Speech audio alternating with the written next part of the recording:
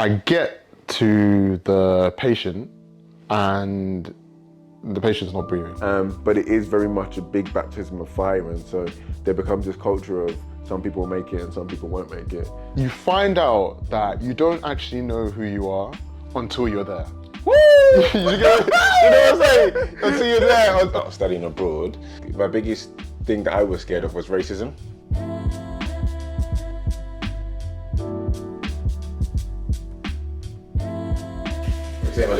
How you doing, man? I didn't even... Good. I say long time, I say that last time. I say that.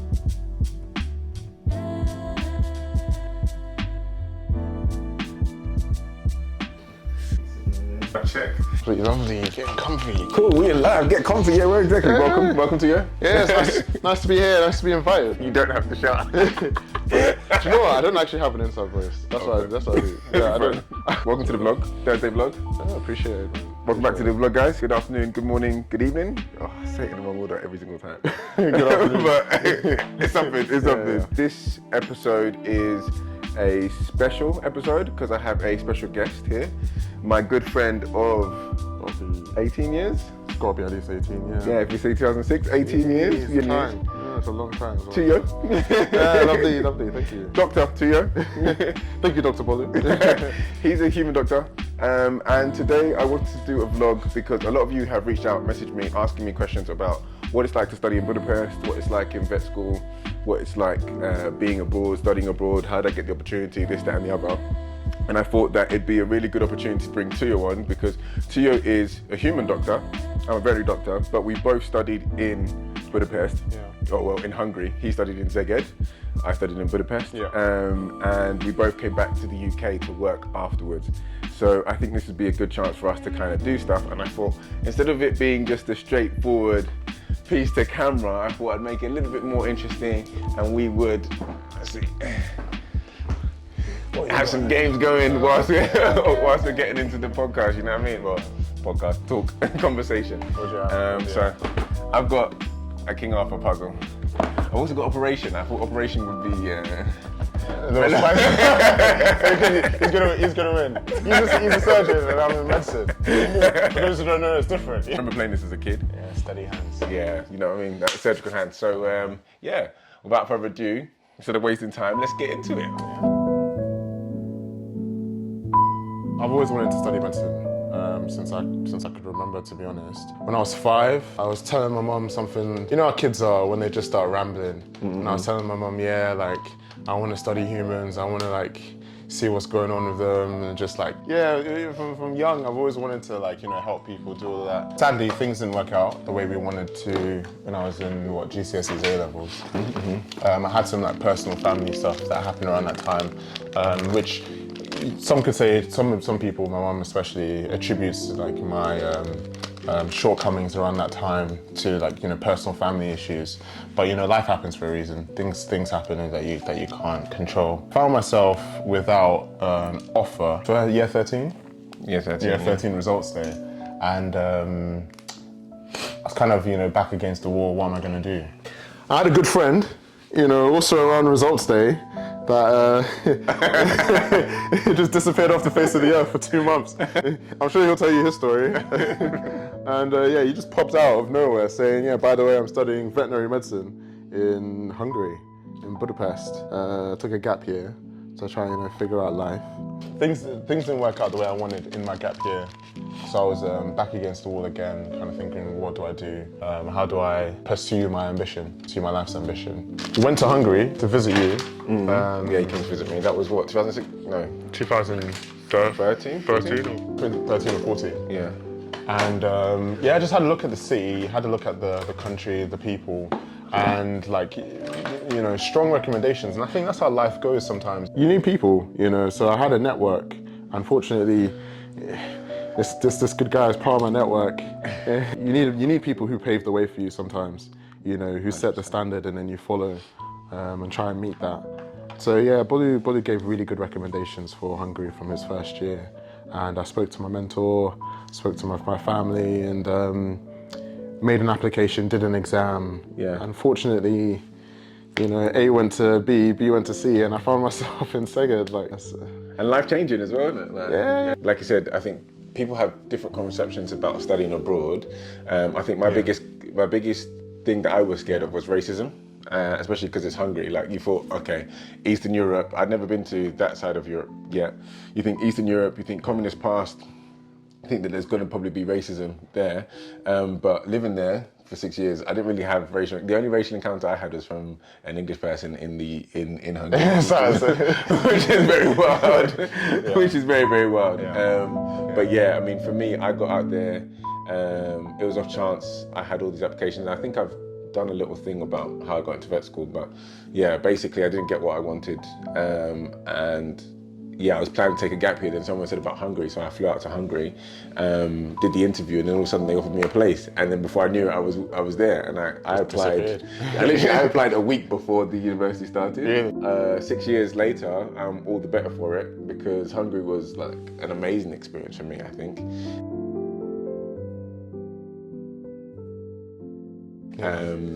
In general, I think I mixed with a lot of people, got to mix with so many people, make so many friends. And it was like a big one-off experience for me.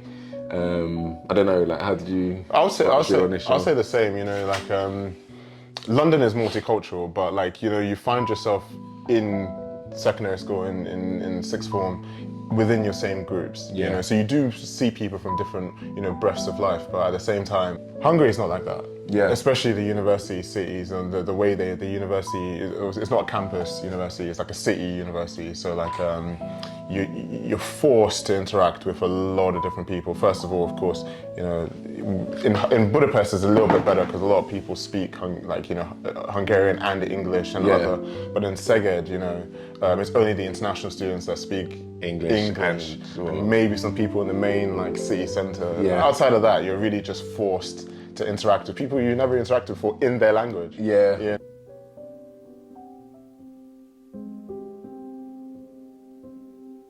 Now, I guess this isn't necessarily a medic problem, but I'm sure you can touch on it in Hungarian standards. Through vet medicine, generally, we have a problem with diversity. Diversity is a big issue. Diversity is lacking in veterinary medicine. Like, it is a predominantly white field. It's a big issue. When you do venture into a lot of these spaces, you are often the only individual of colour, or maybe there's a few of you. So maybe we're like, I think it's 3% in the profession, veterinary profession. I don't know how much it is in the medical profession. In medicine, it's probably something similar, but maybe a bit more because a lot more people are attracted to medicine, you know, from abroad. 10%, maybe 10, 15%. You know, our background. So and in Szeged, between 150 to 200. Yeah. Black, just in general. So you know, Black British, or you know, just from any other like you know countries. Our Black cohort was between 10 to 15. Okay, mad. Because in Budapest, in my uni, we had about 150 of us. I think we had. I was the black person. Yeah, I was the only black person. I was the only black person, and another girl joined me in third year because she resat some years. So she was the only other black person. Now, the question, like in terms of like, how do you deal with it? When you talk about being the only black person or the only Nigerian person, I think what's scary is the fact that you don't have people that are similar to you to bounce off of and reflect off of. Like me and Tuya have great chemistry because we have similar experiences growing up, so we can bounce off of. Studying abroad, you have to start to learn to bounce off of people and find commonalities with people that aren't necessarily sharing the same upbringing, which is one of the beauties of actually being abroad. Being abroad, right? Because you make so many friends that you never thought you would actually cross paths with. Like I have so many friends that are from all over the world that I never would have met if I didn't go to a university abroad, and I'm all the better for it because I've experienced so much culture from it as well. I was like worried about being too black or being perceived as too black. That was super funny because I remember calling my younger brother on the phone and being like, it was back when everybody used to wear socks and sliders. You know how everybody used to wear socks and sliders? It wasn't really a thing. Gucci slides and now everybody does it now, but everybody be wearing it. And I've been seeing everybody in the UK wearing it. And I was like, I just want to wear socks and sliders to school, but does that seem a bit wild? Am I going to just be the odd one out, the token? Like, especially in somewhere like Budapest. Like you can imagine where nobody's really seeing stuff like that. For me to just rock up, and my brother was like, if you are truly you, just be unapologetically you. If it means it's black, you know what I mean? Just you know, it is what it is, you know what I mean? But you have to be that person. Yes, sometimes people look at you and think that you represent the whole black community, but at the end of the day, you're just doing you. So you just have to be you unapologetically. If I'm going to look for Nigerian food, I'll look for Nigerian food. If that's what I'm eating for lunch, that's what I'm eating for lunch, you know what I mean? Ask the questions. Because I think there's sometimes this battle of you don't want the attention on yourself, but then you also want to be unapologetically you. But then when you are, it brings a lot of attention. It brings a lot of attention to you, yeah. I think just to piggyback on what you're saying, for me, maybe like you've been fortunate enough to be, surrounded by people who are like you, who look like you when you're growing up. So when you're fortunate to have that kind of upbringing, it might be a shock to go to university and then all of a sudden oh wow, so you mean the higher I go, the less of me I see kind of thing. When I was in secondary school, I had different forms in secondary school. So we went to the same secondary school, but you were split into forms, right? Yeah. Like my form, there's only 2 black people in a group of 30. It's a case of, do I just associate with this one black person in that form? Yeah. Or do I go out of my comfort zone and try and find common interests with other people? I found it difficult. I found myself, jumping from groups to groups, and so I found a group that, the group that I'm comfortable with. Yeah. But I think that experience is a lifelong experience. Taking that into university, you've got to ask yourself, am I uncomfortable because these people don't look like me? Or am I uncomfortable because I'm not comfortable in my own self? Ooh. Do you get what I'm saying? It's true. I think, and especially in that university period, because a lot of people don't know who they are. A lot of people don't know who they are, yeah. And a lot of people who are going to university, you've got to have that mindset that actually they're in the same boat as you are. Maybe they may look similar to some of the people, but they're just speaking completely different culture to them. Completely different. So in a way, it's experience, that study abroad university experience is a culture shock for everybody. So everybody has to learn to get on. The question is, how do you become comfortable with that? You have to put yourself out there. That's a hard thing to do for some people. And even for me, I think you have to put yourself out there. I think the first year of university is just a trial period for the friends that stick around and the friends that don't stick around. If you're joining a sports club, you'll find people that you have common interest in because of sports. You have people that maybe, I don't know, watch anime. That's a big thing, you go pitch it, exactly. Did you watch it? And then it's like, oh wow. They give you that look. There you go. This guy might not be for me. Yeah, exactly.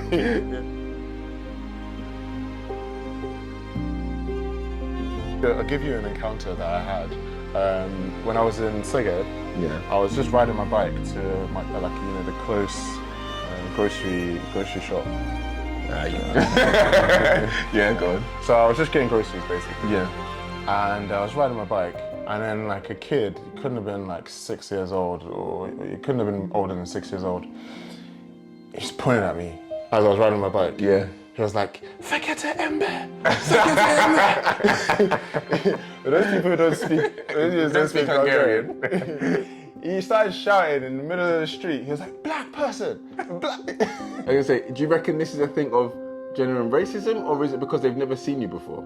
So that's where I think being abroad helped me realize that there is a culture shock, not just for you, but for other people, when they see people that they've never seen before, only maybe on videos or pictures, and they're shocked. Oh, you buzzed. I was close. You're close. And they're shocked. I think there is an element where you go to a foreign country and, as you're getting exposed to their culture, they're getting exposed to you and what you look like. Yeah. Some people will say that's still, racism, discrimination. But I looked at that kid when he was doing that, and I was like, to be honest, I think he was kind of also shocked and all. At oh wow, this is someone who is kind of a bit foreign to me. Most of the time, people were civil. There's people in that city that they were forward in the way that they looked at, foreigners.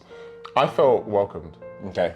The only times I didn't like that scenario is when I felt like they were looking at me kind of like a, not circus animal, but kind of just like this foreign creature. Yeah. Where it's actually there's not much different to us than it's just the color of our skin. Color of skin, yeah, exactly. Yeah. Most of the time, the people in Hungary were pretty much neutral. Oh damn, already? There were a lot of times where people look at you and I got used to the staring. You get stared at a lot. Yeah. But that's when you travel to any predominantly white country or anywhere where black people are a minority, you will probably experience a lot of staring. I mean, there's so many TikTok videos of, you know, when you go to China and then they start... Yeah. Oh, I went to Hong Kong. yeah. I went to Hong Kong. There's a picture when I went to Hong Kong, and they were just taking pictures of it everywhere. And if you've gotten past that bit of people staring, because I can kind of get over the fact of people staring. I remember once I was in Spain, one of my friends, she was like, "Are they staring at you because you're tall, or are they staring at you because you're black?" And I was like, because obviously we're both tall black men. Like walking around already, we're kind of stand out. You stand out anyway. You're just a presence. People can't ignore it. But I think that is giving people the benefit of the doubt, and people will stare because you're from a different country. But in general, people were fairly welcome. Some of the stores and some of the customer service can be a bit rude, but I think it's not necessarily rude. I think it was just blunt, because I think that's like Hungarian. It was just straight to it. They're very straight to the point. Yeah, there was no beating around the bush and all that sort of stuff. It's either we have it, we don't have it. Do you understand? You don't understand.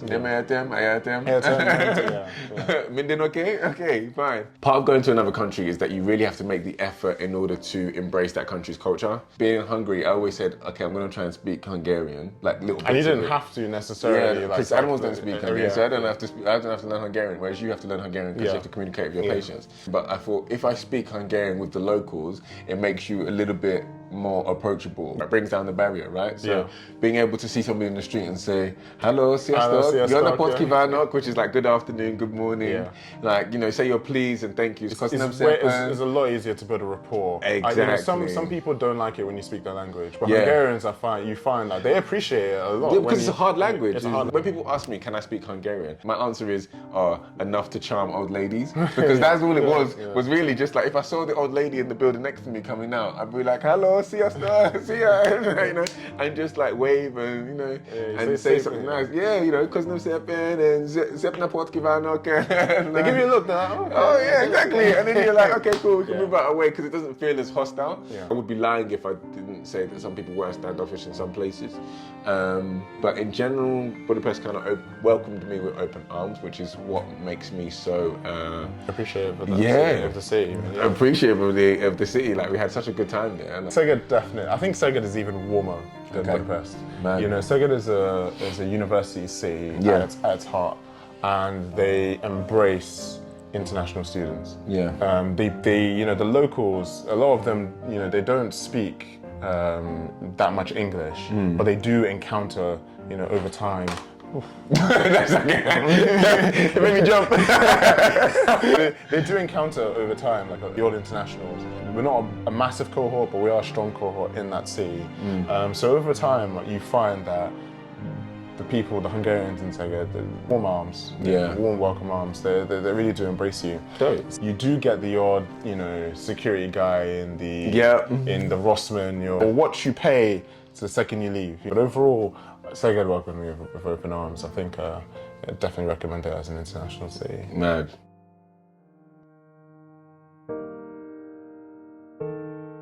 Hungarians are academics. 100% agree with that.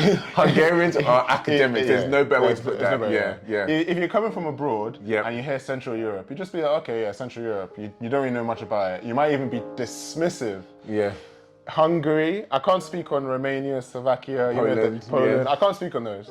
Hungarians are academics. Book smart, book heavy. The university was so book heavy. If you're not revising books for your exams, you will struggle. Yeah. You will struggle. Big time. One of the Nobel Prize winners just last year, she's a Nobel laureate. She came from the University of Szeged. I remember being so like hard done by, because in the UK, a first class is 60%, whereas if you want to get magna cum laude or summa cum laude in your GPA Hungary, has to be 4.5. You have to be 4.5 upwards, which is like you have to be constantly hitting 90%. That's across every year. So exactly. Your total GPA has to be 4.5 at the end of your 6th year. At the end of your 6th year, and that's like getting 85% every single time in all your exams. We had a mix of oral and written exams. So the oral exams were face-to-face with your lecturer.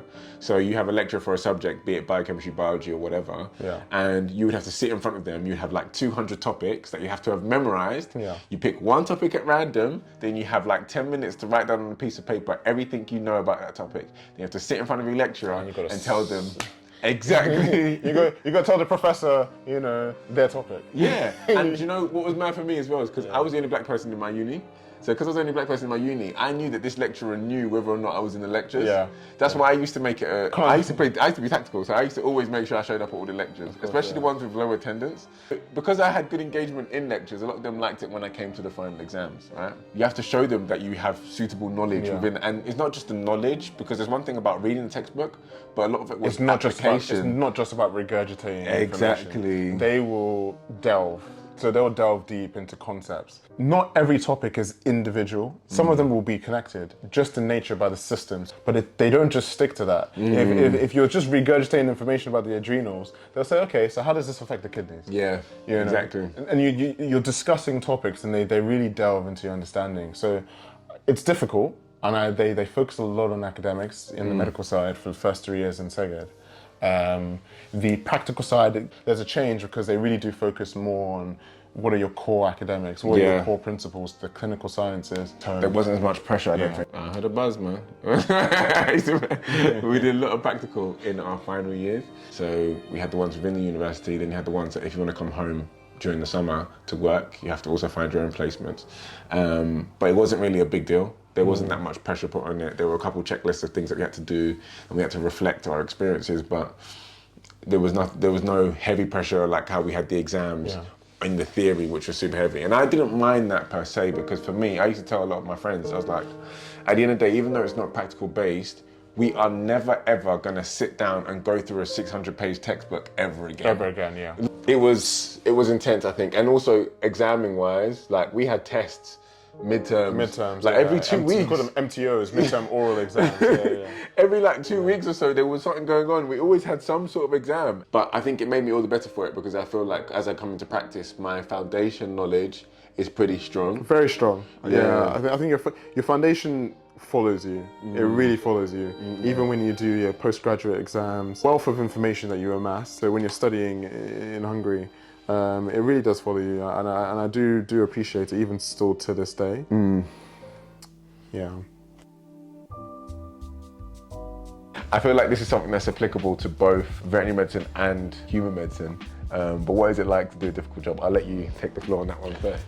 I've got innumerable experiences where like your back is against the wall, and then I'm confident in myself. Like I know myself well. I know what's outside my comfort zone, and generally I have good techniques to calm my own anxiety and anxiousness. I was working, so this is post-medical school. Just imagine like you're called to do something, like a very simple job, you know, very, very simple, like, you know, your bog standard A to B or A to E kind of thing at work.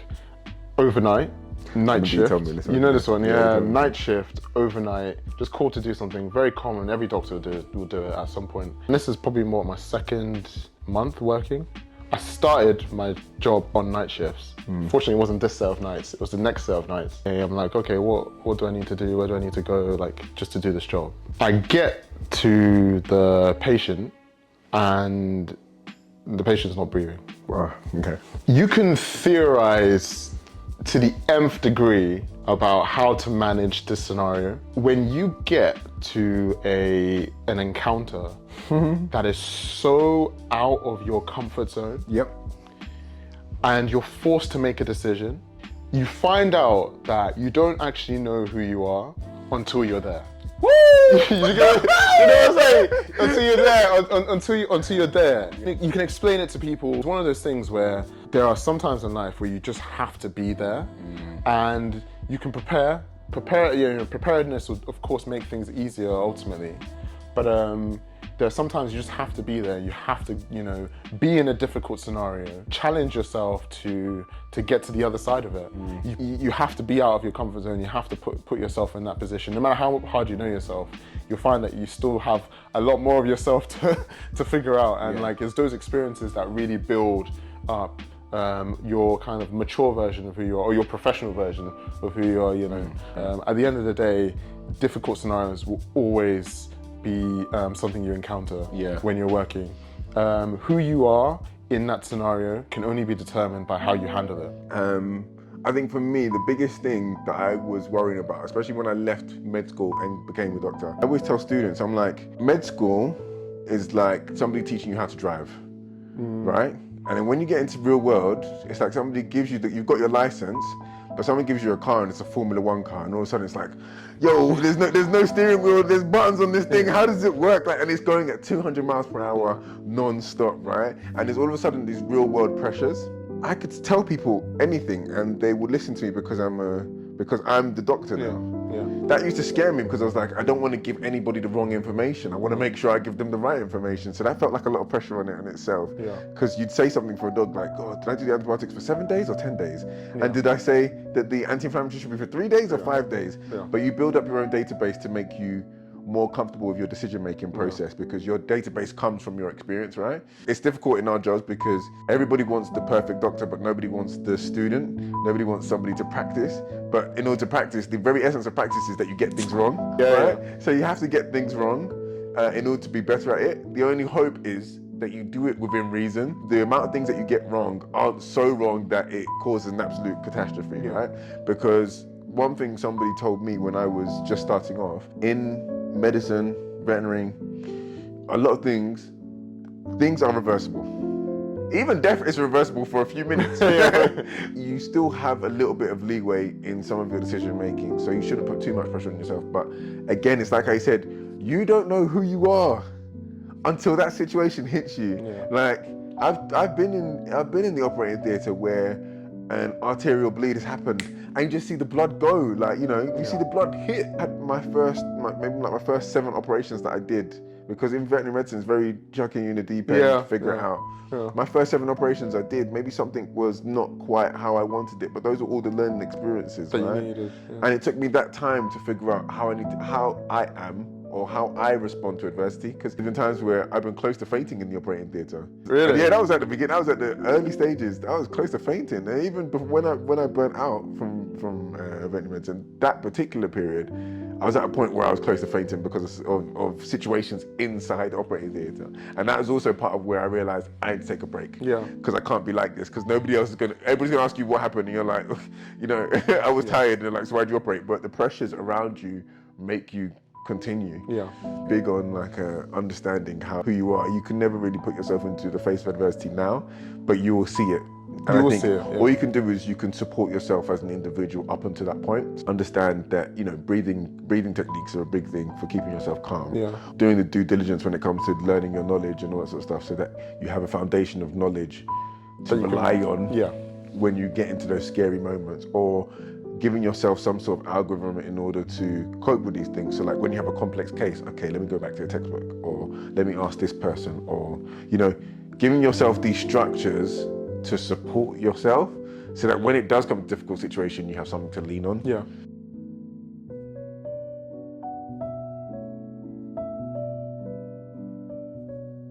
If you ask me now, I sleep like a baby. I sleep like a baby. I got the whoop. I got the whoop. Team whoop. Now I can mostly completely disengage. The moment my foot steps out of the hospital, what's in the hospital doesn't follow me. When I started, my eyes would be open at 1 a.m. and I would just be thinking, did I request this exam? Or did I request those investigations? Or did I document this?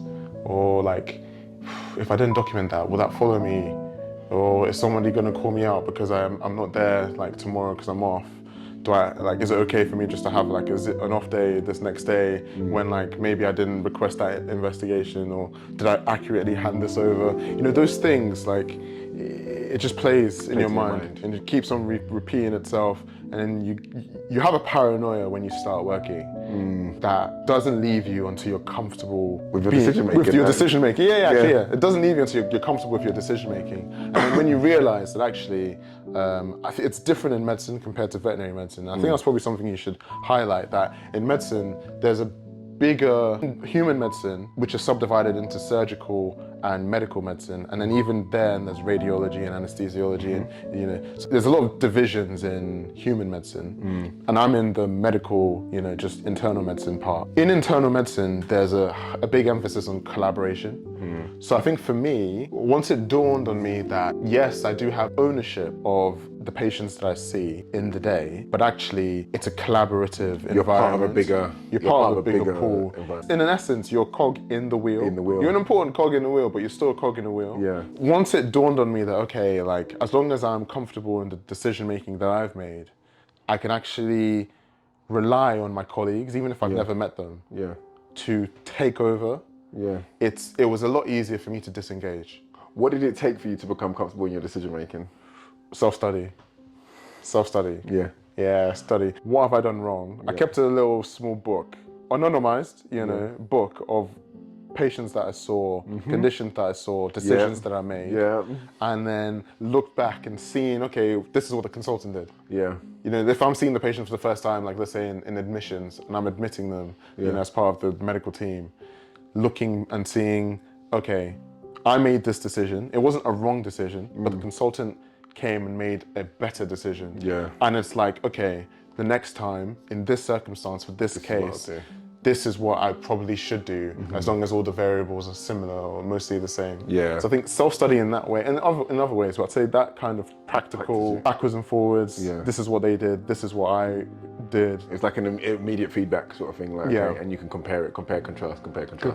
And then, collaboration, you're asking other people, okay, so I did this, is that okay? Because in the veterinary, even though we do have collaboration, like our teams are drastically smaller. So veterinary medicine is still split up into medicine, surgery, all those sorts of things. If you are a GP vet, you're doing everything, right? If you're in a hospital or in a specialized hospital, then okay, fine. You've taken the advanced training and they will be split into the sections of oncology, radiology, internal med, surgery, dentistry. Dentistry is even still rare within the veterinary profession. That's part of why I'm doing it as well. But it's very difficult because the pressure of the job is intense because you're responsible amongst all sectors, right? So you're responsible for the internal med case. And when you finish doing internal medicine, you're probably going to be the oncologist that takes out the tumour. There's cases where they'll come in the afternoon and they've been vomiting, so I'm the one who has to do the ultrasound. Then once I finish doing the ultrasound, I'm the one who has to call you in and say, okay, this is our decisions for what we can do, if we surgically manage it or internally manage it. Then I become the criticalist because I'm going to be like, okay, I'm going to put the dog on fluids and this is the medication we're going to do. Yeah. And then I'm like, okay, medication not working, I need to go to surgery. I'm the one who's going to perform that surgery, you know what I mean? That's unless there are other vets inside the practice. What makes it so hard is that we have all those jobs, but then we also have to see all our clients throughout the day.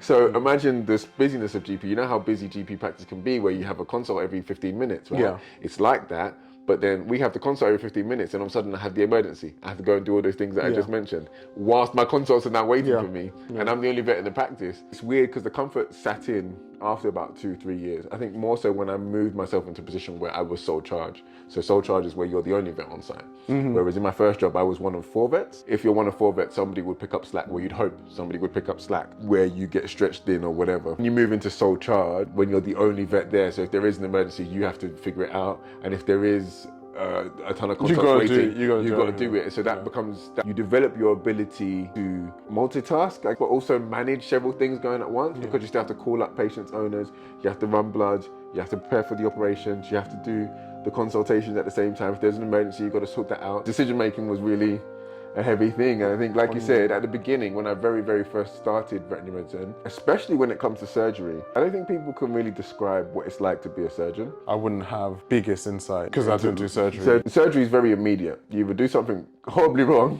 or you'd get it right. There's a black and white, there's no grey. And so it can be very unforgiving. And I think the big thing for me when I first started was I'd wake up in the middle of the night and be like, my patient's bleeding.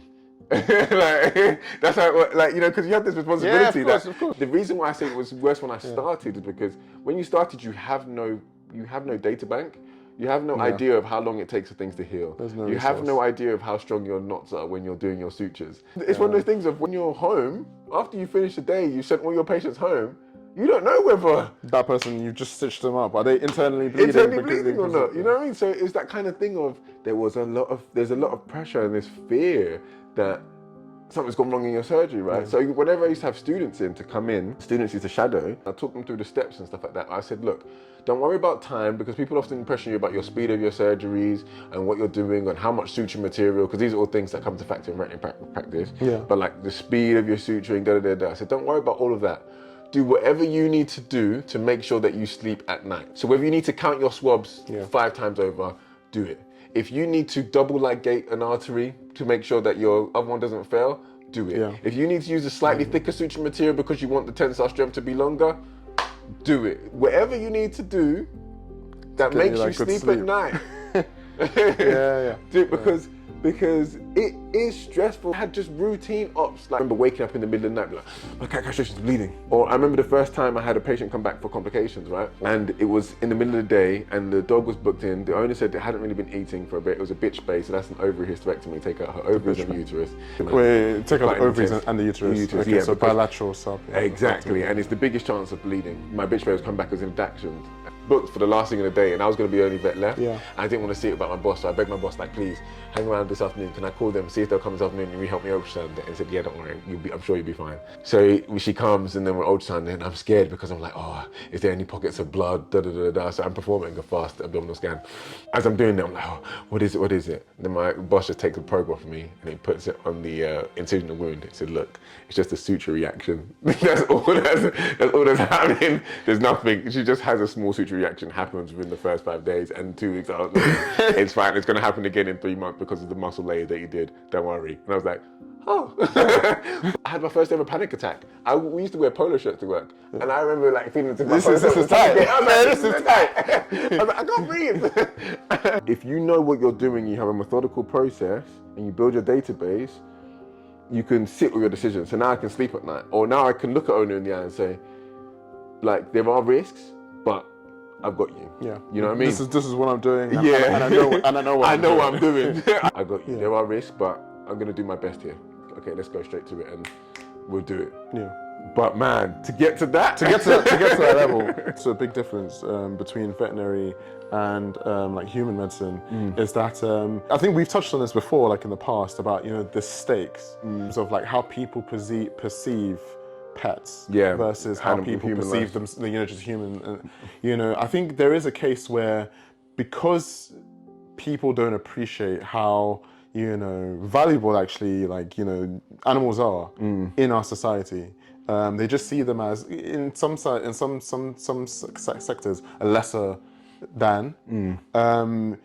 It's kind of just easier for them to throw a vet in the deep end and be like, yeah, just deal with it. Yeah. Whereas for humans, like, if they were to do such a thing and say, yeah, this emergency surgery, nobody would. Okay, there's no gate where that can happen. Yeah. So for us, it is still there. And I guess because it is humans, and you do think, okay, this is like, if this person dies, it's on me, and that's going to be big litigation and all this. You do get that panic. For every level that you get to, you will have that experience where like it keeps you up and it follows you as you leave the hospital, and you're like, okay, like, how do I recover? How do I know that what I did is right? Because we have so much governance in terms of who can do what. Yeah. What scope do you have? And it's usually very tight. Yeah. In terms of the governance. It's kind of drip fed to us. Drip fed to you're kind of handheld in it, but yeah. So when you get past that first level, from graduation to start working, it's a big change. Yeah. The next level really for me is actually the level that I'm going into soon, where it's like, okay, now you're going to be a registrar. And being a registrar in the medical terms is being handed the keys to the hospital. Or any registrar really. Yeah. All of a sudden you get the keys to the specialty, or keys to the hospital, especially overnight. Yeah. And it's then like, no, you make the decision. You're the final butt. And I guess we should answer this question again in like a year's time, and maybe I'll I'll have a different answer. That it takes you guys. So you're coming into your 5th year, and that's when you're getting handed keys. Whereas we get, and like you said, it's what we've discussed this before about the stakes. We get handed those keys the moment we leave. But they're like, provided your practice trust you, you'll hand those keys like, you immediately. graduated? Here you go. Here you go. There you go. Like, That's the Porsche. Figure it out. Yeah. And it's crazy because I think that's why so many vets crash and burn so early. Because I'm sure doctors crash and burn and they leave. They do, medicine. Definitely. Veterinary, we have a super high turnaround time, and I think that's why we have such a high suicide rate as well. Because there is that accessibility also to the drugs that we use for euthanasia. So, because in humans you don't have euthanasia, right? It's only anaesthetists that would have the drugs that could possibly, and you'd have to overdose on some of their drugs, isn't they'd there? have to get like fentanyl and stuff. Whereas we have actually pentobarbital, which is used for straight one-way ticket to heaven. And because we have the skills and the accessibility to do it, a lot of vets, if they are committing suicide, it might even just be for an IV drip of that Pentaject. It's crazy, and I think it's just because they have that pressure from early on, and there's not always the support structures at hand. I think a lot of vet practices are trying to create those support structures now, but it is very much a big baptism of fire, and so there becomes this culture of some people make it and some people won't make it. Which was really harsh, I think, at the beginning. Very harsh, yeah. Very harsh at the beginning. Whereas now, I think we're trying to support people from younger because we realise how much of a problem it is. Like, I would honestly support so many people.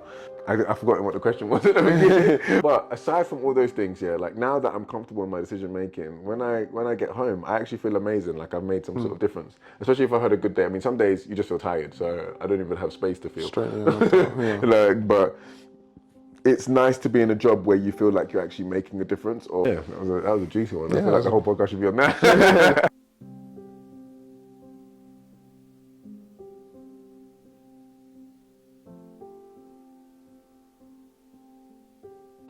For me, the hardest part of medicine is, it's gonna sound like I don't like medicine. Okay, go. Yeah, but it's honest. The hardest part for me of medicine is convincing myself that I made the right decision. Ooh. Ooh. Just convincing myself that I made the right decision. Double click on that, go and open it up. So like, I think the big thing, and this is where it goes back to what we were saying originally, where one person asked a question about, oh, like I'm 23, am I too old to start medicine? I'd actually say, to be honest, if you have good life experiences after you finish, like, let's say secondary school or sixth form, between that 18 years old to 25 years old, you find yourself, you know, and you actually find whether or not the things you wanted in your early teens to mid-teens still follow you to your early 20s to mid-20s. I've always wanted to be a doctor, you know, since I was like, you know, since I can remember. That's what my mum was always. It's very cliche, but it's the truth. Like, however, that period between 18 and 25, you know, I have changed a lot. Yeah. Okay. But medicine is such a strong commitment. You know, a lot of doctors have this same issue where you've committed so much of your life and your, in some ways, personality to this profession. You've attached yourself to the title doctor. Yeah. You know, you start to think like, okay, this is who I am and this is who I always will be. Bingo, yeah. You know, for me, as like I push further and further, you know, because you're constantly studying. Like, if you want to really succeed in medicine, unless you become, I don't even want to say unless you become a GP, because even GPs have to continue to study in some facet or form. Unless you just want to be like, you just want to plateau, you have to continue studying. And the question always is like, am I studying because this is what I love? Yeah. You know, or am I studying because like, to get from, you know, A to B. Took such a long time of your life. I have to do it. Yeah. And that's such a massive part of your life. Yeah. You know, the truth is, it's all of my 20s. Yeah. It's all of my 20s that I've dedicated to this. So I think, to answer that question, it really is like, studying medicine, you know. Was it worth it? That's the, was it worth it? Only it's an individual question, you know. Yeah. I would say that holistically, taking everything together, it probably is worth it. I do have a specialty in mind that I want to work towards, that I've enjoyed studying still to this day, which keeps me like going. But actually, like, there comes, you know, a point in mind where it's like, actually, I don't know if the specialty, I'm gonna like it, you know, 5, 10, 20 years down the line. I've committed so much of my life to it already. So, you know, I can turn around and say, you know, I've got the skills to redevelop myself in another field. But actually, like, I'm so boggled down on this so far, like at the moment, that I might as well continue. Yeah. I don't know if that's gonna change. I hope it doesn't. But I you know, ultimately, fortunately, I still feel as if I'm doing the right thing. But like, it does come to me from time to time. Like, you know what? I feel like you're not alone in that, because it's a big thing that we struggle with in the vet community as well. I think it's any job that you have this kind of. There's not many jobs where you have to have all these years of experience in order to get to that. And 6 years of undergraduate. And then like, and you're still learning. Like, you know, like what? If you look at the total time I've been spending doing veterinary medicine, yeah, you take the 6 years of uni, 5 years practice, 11 years, and I'm still got things I'm developing towards. And even the degree that I'm doing now in my dentistry, I do 1 year of this certificate, then to become an advanced practitioner is another 4 years. So it's like, it's just continual learning, right? And it's just this continual application of yourself. It takes up so much of your time, of your life. And so a lot of people get consumed with the fact that they make it their whole personality because it's all they know. But in a weird way, it's not all they know if they don't allow it to be, right? And I think that's why I set up a lot of my social media, how I set it up as well, and how my life, how I set up, right? Because you know me, I'll do everything. I'll do any kind of side mission. I will do every kind of anything because I hate the idea of being put into a box. I hate it. I detest it so much. I love veterinary medicine, I do, but it's not the only factor of things of life that I love. I love video making. I love being able to, like, you know, shoot things on camera. I love cooking. I love the gym. Staying I love active, athleticism. I love, you know, I love my friends. I love my family. I love traveling. There's so many other things that I love and I know I love because, like you said, you find yourself. And when you find yourself, you figure out all those things that you love. And then it's easy for me to realize that, okay, I don't have to stay in just this veterinary medicine box. But not staying in this veterinary medicine box doesn't mean I have to leave it altogether. Yeah. Right. And I think that was a big thing for me where I realized when I did burn out, because I realized that, you know, you can burn out doing something that you love doing, but also it just means that you need to take time in order to practice it sustainably. So you need to focus your intention elsewhere. And so maybe that means splitting my time up. Maybe that means not giving veterinary medicine every single hour of the day because other parts of my life are important. Yeah, you gotta add. You gotta you gotta pour water. You know, fill up. Yeah, fill different cups. You gotta fill different cups. You gotta water your plants in different areas. What would you say your answer is? What's my hardest thing? My hardest thing. The hardest thing with work is to show people that I'm on their side. Yeah, fair. Yeah, good one. And I will expand on it, right? Because a lot of the time vets are seen as the enemy. People see us as money grabbing. Because we're private, we're not the NHS as well. So people think we're money grabbing, we're just trying to take the money from them, we're just trying to do procedures for the sake of doing procedures, because things cost money. So you have a patient that is coming in sick, right? And normally, even in human medicine, if this patient presents with vomiting, diarrhea, you're gonna wanna run a series of tests. Yeah. Right? Because that's how you get your differential diagnoses. But you start listing off the tests that you want to run and people are like, that costs 2,000 quid. 2,000. I'm not doing that. Hold the thought. Yeah. Anecdote, you know, this same thing a month ago, because I was telling someone about you, just like, oh yeah, by the way, I have a friend, you know, he's on social media, but he's a vet, and it was around when your show was airing. Yeah. And they were like, they just made a comment. It was an aside. It was like, it's so successful, you know. It's good for them. I'm sure they're also making a lot of money because I had to pay £2,500 to get a vet to see my dog over Christmas. What's painful about those statements, right, is that it's so reductionary. It is. Because it's like when somebody says, oh, that costs so much, it's almost like saying that your pet isn't worth that much. So why am I doing this job in the first place? And this is the other thing, I speak it with clients and carers. I'm always like, yes, it's annoying that prices have gone up, right? Yeah. But when people say, oh, the blooming vets are this expensive, it's like you're just fighting a losing battle because there's things that you have to do, right? I might have a surgery, I might have an operation in the afternoon, like a really critical surgery, like, okay, give you an example. If you do bowel surgery in a human, are they going home that night? No. You're resecting bowel. If you're resecting an anastomosing bowel, are they going home that night? No. But best believe, when your dog's finished surgery, people are expecting to take their dog home straight away because they don't want to pay the overnight fees. Yeah. But it's like they need the overnight care. Yeah, and when you describe the overnight care, but then the thing is that, okay, maybe overnight care might cost £500, £600 because we might need to run additional blood tests. Because imagine you do surgery on a patient, before, they're anemic. They're anemic before you do the surgery, It's the first thing that you want to check after you've done the surgery, whether they're still anemic. How'd you do that? You run the blood test. Right. But because the blood test cost another £150, people are like, nah, don't do that blood test. And so the hardest part definitely is trying to convince people that I'm on their side because I'm trying to get Fluffy better. We are both working for Fluffy, right? Yeah. I want Fluffy to be as healthy as Fluffy can be. I'm trying to get her right. You know what I mean? And it's like, you know, so often with me in the consult room, it almost becomes a form of bargaining. Like you're constantly back against the wall, having to try to figure out how can you help this animal. And how can I show you that? Like, I'm not just trying to put take the Fluffy money down, you know? Yeah, like I don't want to put Fluffy down. I'm not trying to take your money. I'm just trying to help you. I'm trying to be on your side, and that's the difficult part because you have to stretch your brain in those capacities where you're like, you have to show that you're trying to help them without trying to cut corners and still give them gold standard treatment. As gold standard as you can, As you can, reach, yeah. because a lot of stuff becomes salvage procedures. You know, you get people where the dog's fractured a leg, and instead of them being able to afford the payment to fix the leg, you have to amputate it. You know what I'm saying? Because the amputation is cheaper than the plate. Yeah. And it's like, you're constantly at this battle, and it's, I guess the hard part that you're fighting is the perspective people have of their pets. Yeah. Then there's also this conversation of where there are some practices that are exploiting it. So, like, you know, we are in I can't be there and say that some practices are It's not all, exploiting it. yeah. You know, Yeah. but it's not us, the vets, that are doing it. It's the actual, like, the higher up, because it's managers. privately owned. Yeah, it's privately owned. So private equity own a lot of vet practices, but we're not the ones doing that, and we don't even see that money. So yeah, I think that's definitely the hardest part. That is a tough one.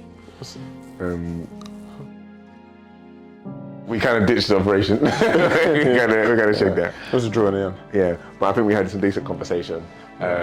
Definitely think that we should definitely do more of these kind of conversations. Yeah, I'm down, man. I think medicine versus veterinary would be a nice thing.